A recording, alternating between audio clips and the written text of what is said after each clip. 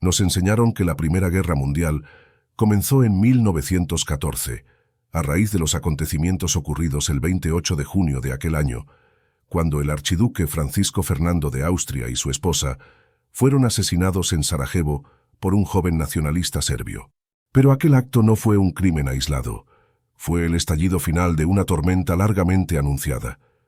Durante años, Europa había sido un tablero tenso, donde nacionalismos, rivalidades coloniales y alianzas cruzadas aguardaban una excusa para encenderse. Aquel horrendo suceso conmovió el orgullo de los imperios y activó una cadena de acontecimientos que encendió a Europa como un polvorín. En cuestión de semanas casi todo el continente estaba en guerra. Pero hubo otra guerra mucho antes. Una guerra que no tenía ese nombre, pero que ya lo contenía todo.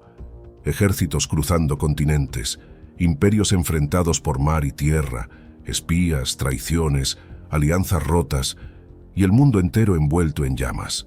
Una guerra a mitad del siglo XVIII, que trazó las fronteras del poder moderno y que aún resuena en las ruinas, los mapas y la historia. Esta no fue otra guerra más por ocupación o defensa de territorios. Fue la guerra que lo cambió todo. Una guerra silenciosa para unos, devastadora para otros, que fue capaz de redefinir y arruinar imperios, así como de sembrar las semillas de las futuras naciones. Y si te quedas, entenderás cómo unos enfrentamientos en un bosque lejano desataron un incendio que llegó hasta La Habana, Calcuta y Berlín. Y descubrirás por qué, sin esta guerra, no se habrían forjado las Américas, ni el mundo moderno tal como lo conocemos hoy. En 1748, Europa firmaba el Tratado de Aquisgrán. Sobre el papel, la paz reinaba, pero bajo la tinta latía el rencor. Durante 8 años, el continente se había desgarrado en la Guerra de Sucesión Austriaca, una disputa dinástica que desató tormentas de pólvora desde Bohemia hasta Italia. Austria, herida en su orgullo, había perdido Silesia ante un joven y ambicioso rey, Federico II de Prusia. María Teresa de Habsburgo no lo perdonaría. Juró recuperarla, aunque le costaría un siglo. Y Francia, agotada por el conflicto y sin gloria en Europa, volcó la mirada hacia ultramar, hacia aquellos territorios que aún prometían poder y gloria: Canadá, Luisiana, el Caribe, la India. Tierras que ardían bajo el sol y que podían restaurar el prestigio perdido. Inglaterra observaba lo mismo. Ambas potencias sabían que el próximo imperio no se decidiría en los salones de Viena, sino con cañones, espadas y mosquetes bajo las velas. Ambas coronas entendían que el futuro estaba en los océanos. Azúcar, tabaco, esclavos, pieles, té, especias. Las flotas mercantes llevaban riqueza. Las flotas de guerra garantizaban que esa riqueza no cambiara de bandera. Aunque el Tratado de Aquisgrán había traído una aparente paz a Europa, en las Antillas el ambiente seguía cargado de pólvora. Las islas del Caribe eran el corazón del comercio colonial. Azúcar, tabaco, ron, esclavos y rutas marítimas vitales. Francia, Inglaterra y España sabían que perder una sola isla podía significar millones de libras en ingresos perdidos. Las tensiones no eran nuevas. Años antes, durante la Guerra del Asiento, Inglaterra y España habían librado cruentas batallas por enclaves como Cartagena de Indias, La Habana o Portobelo. Aunque el conflicto había terminado, el resentimiento seguía flotando entre las velas. El Caribe no estaba en paz. El contrabando, los ataques de corsarios y demás enfrentamientos navales mantenían en alerta constante a las tropas. Pequeñas islas como Santa Lucía, Dominica o Granada cambiaban de manos por tratados ambiguos o maniobras encubiertas. Las potencias reforzaban fortificaciones y los barcos de guerra patrullaban con órdenes de vigilar pero no provocar. Sin embargo, todas sabían que el equilibrio era frágil. Solo bastaría una chispa, y esa chispa no tardaría en llegar, aunque se encendería en un bosque muy lejos de las aguas cálidas del Caribe. En el valle del río Ohio, en 1754, un joven oficial virginiano llamado George Washington lideró a milicianos británicos contra un destacamento francés. El tiroteo de Jumonville Glen causó decenas de bajas en las filas francesas y dio lugar a un informe inflamado enviado a Versalles. Los ingleses han empezado la guerra. Francia respondió fortificando el fuerte Duquesne e Inglaterra contraatacó enviando regimientos de línea.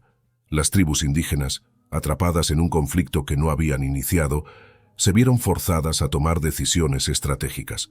Unas tomaron partido, mientras que otras cambiaron de alianza, todas con el único fin de preservar sus tierras, su pueblo y su cultura, además de garantizar su supervivencia en medio de aquel implacable fuego cruzado entre imperios. Lo que ni Francia ni Inglaterra imaginaban era que aquellos primeros enfrentamientos en el bosque de Ohio serían solo un peón en un tablero mucho más grande, porque pronto en Europa otros monarcas comenzarían a mover reinos enteros. Entre 1755 y los primeros meses de 1756, el tablero diplomático dio un vuelco silencioso pero demoledor. Austria, humillada por anteriores derrotas, estrechó la mano de su antiguo enemigo, Francia, en un pacto sellado no solo por intereses territoriales, sino por la influencia de una mujer en la corte, Madame de Pompadour. Inglaterra, hasta entonces aliada de Austria, cambió de estrategia y apostó por una alianza con Prusia, temerosa del nuevo eje continental. Rusia no tardó en inclinarse hacia Austria, alimentada por la ambición de la zarina Isabel, decidida a aplastar a Federico el Grande. Y desde el otro lado del mundo, España, enormemente poderosa en América, observaba paciente en las sombras. Así nació lo que se conocería como la Revolución Diplomática, antiguos enemigos convertidos en aliados y viejos aliados enfrentados. En mayo de 1756, Prusia invadió Sajonia. La cuerda se rompió. Comenzaba oficialmente la Guerra de los 7 años. En cuestión de meses, los cañones no solo retumbarían en Europa, los tambores de guerra cruzarían 4 océanos.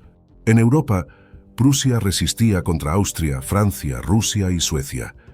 Federico II ganó victorias brillantes en Rosbach y Leuthen, pero pagaba en sangre cada palmo de terreno. Cuando todo parecía perdido, ocurrió lo inesperado. Murió la zarina Isabel. Su sucesor, Pedro III, admirador de Federico II, retiró a Rusia del conflicto. El hecho se conocería como el milagro de la Casa de Brandeburgo. Mientras tanto, en América del Norte los británicos tomaban Louisbourg, la llave del río San Lorenzo. En 1759, los generales Wolfe y Montcalm chocaron en las llanuras de Abraham. Quebec cayó. Canadá ya no sería francés. Mientras las banderas cambiaban sobre Quebec, en Oriente otro imperio se jugaba su futuro. En la India, la Compañía Británica de las Indias Orientales luchaba por desplazar a Francia del control comercial y político del subcontinente. Las batallas no se libraban solo entre europeos, también implicaban alianzas con potentados locales, como el Nawab de Bengala. Lo que estaba en juego no era solo el territorio, sino el dominio sobre rutas, puertos y riquezas que definirían el mundo colonial del siglo XIX. Y allí también, como en Quebec, la victoria terminaría inclinándose hacia Gran Bretaña. Tras la batalla de Plassey, el oro de Bengala no solo llenó las arcas británicas, sino que alimentó la maquinaria de la futura revolución industrial. Francia, una vez más, había perdido su gran apuesta oriental. En África, los británicos capturaron posiciones clave como Saint-Louis, en Senegal. El control del comercio de esclavos cambió de manos y redibujó las rutas atlánticas. En el Caribe, las islas de azúcar ardían. En 1762, Inglaterra decidió golpear a Francia donde más dolía, en sus aliados. Lanza entonces una ofensiva contra España. Asedia y toma La Habana, joya del Imperio Español en América. Al mismo tiempo captura Manila, en las Filipinas. El precio fue alto, pero la balanza se inclinó. La Royal Navy gobernaba los mares. Con medio planeta en ruinas, las potencias se sentaron a negociar. Pero no todos saldrían con lo que creían haber ganado. En 1763 se firmó el Tratado de París. Francia cedió Canadá, Terranova, Senegal y la mayoría de sus posesiones en la India. Retuvo unas islas pesqueras y recuperó Guadalupe y Martinica. España recuperó La Habana, pero entregó Florida. A cambio recibió Luisiana. Inglaterra salió como gran ganadora. Dominaba América del Norte, las rutas del comercio global y los océanos. Prusia conservó Silesia y se posicionó como una potencia militar de pleno derecho. En apariencia todo terminó. En realidad todo comenzaba. Las arcas del Imperio Británico estaban vacías. Habían ganado la guerra, pero perdido la paz. Para llenar sus cofres, Londres impuso nuevos impuestos sobre sus colonias, sin ofrecerles voz ni voto. Los colonos respondieron con una frase que haría historia: "No taxation without representation". Esta frase se convirtió en pólvora. La mecha de la Revolución Americana ya estaba colocada. Mientras tanto, al otro lado del Atlántico, Francia lamía sus heridas. Había perdido territorios, poder y honor. Su venganza no tardaría. Financiaría la rebelión americana, aun si eso significaba cavar su propia tumba. Porque el precio de esa revancha no fue solo oro, fue sangre, la sangre de la Revolución Francesa. Prusia emergía de la guerra como un nuevo tipo de potencia, un estado donde el ejército no era solo un instrumento del gobierno, sino su columna vertebral.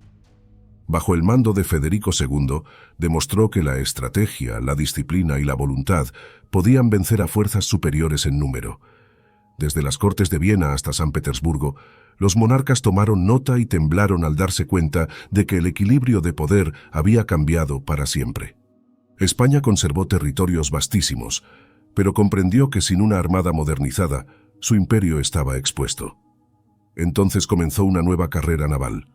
En la India, la Compañía Británica consolidó su dominio. El subcontinente quedaría bajo control británico por casi 2 siglos. Y así, una guerra que nació en las sombras de un bosque lejano, cruzó los océanos y sacudió 5 continentes, fundó imperios, encendió revoluciones y dio forma al mundo que hoy conocemos. Hoy, los turistas pasean por Quebec, los estudiantes cruzan la Universidad de La Habana y los barcos mercantes surcan el Índico, el Atlántico y el Mar Caribe, sin sentir que bajo sus pies, bajo cada adoquín y cada ola, resuenan ecos de cañones, mosquetes y órdenes en múltiples lenguas. Porque en las venas de la historia aún arde el fuego de aquel conflicto que incendió medio mundo, sacudió los cimientos del antiguo orden y esculpió las bases de la era moderna. Sin embargo, casi nadie la recuerda como tal, pero fue, en esencia, la verdadera Primera Guerra Mundial.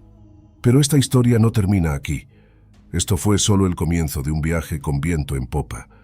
Aún quedan historias por contar, sombras por descubrir y conspiraciones por revelar. Historias de corsarios, corsarios que navegaron entre banderas traicionando a todos salvo al viento. Y de piratas, piratas que sembraron el terror y la leyenda en el mismo mar que pretendían controlar los reyes. Hombres sin nación, pero con fuego en el alma, que fueron enemigos de todos, pero con cada acto de insubordinación sembraron las primeras semillas de la democracia. Si este relato despertó tu espíritu aventurero, si sentiste el eco de una época fascinante y grandiosa, suscríbete y acompáñame en este viaje, porque esto no es solo un canal, es una larga travesía por océanos repletos de historia, y apenas hemos zarpado.